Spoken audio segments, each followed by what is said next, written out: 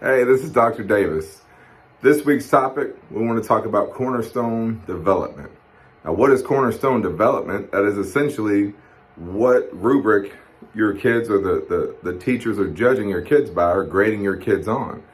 Or it could be even developmental. Are they walking by 1 year old? Are they talking and making words and making sentences by X amount of day?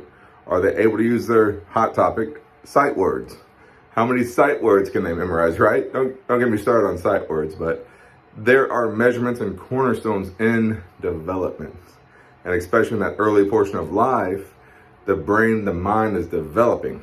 And that is the most important time as it's developing and growing to be stress-free, to be at its highest function, highest level.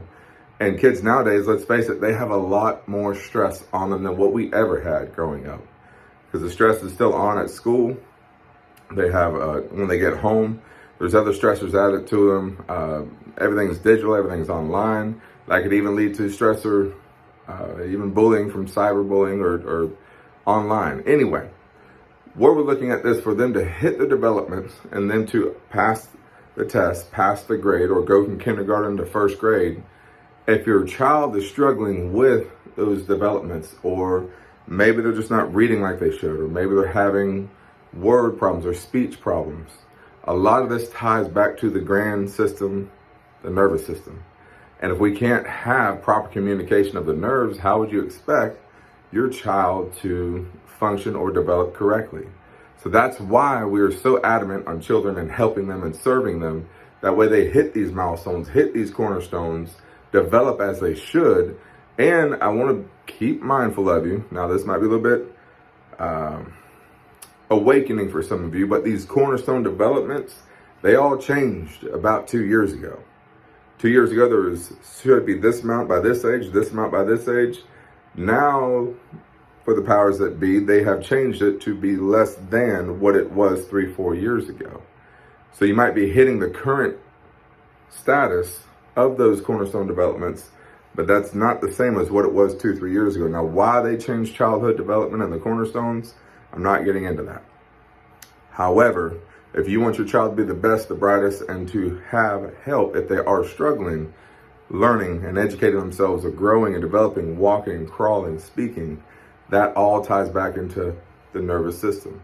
That is how and why chiropractic is an honestly unsought after or overlooked whenever we go to childhood development. They think, why would my kid go? They don't have neck pain, back pain. So much more than that. When we look at the nerves and the neurology, that's most important. And that's what we deal with on a regular basis. Yes, through chiropractic specific adjustments to make sure that we're addressing their specific needs or their problems based off of measurements we take through neurotonal, neurosensory measurements. As we have that, we can apply it specifically to your child for their needs, their body, their whole growth and development to be at peak, at its best. So if that is you, mom, dad, you're struggling, trying to figure out what's happening with the kids, how can we get them up to par?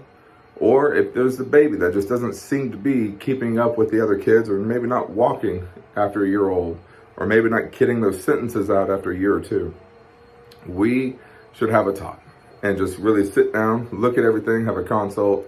If you choose, that's on us. I just want to sit down and see if we are a fit for you to help you and your children.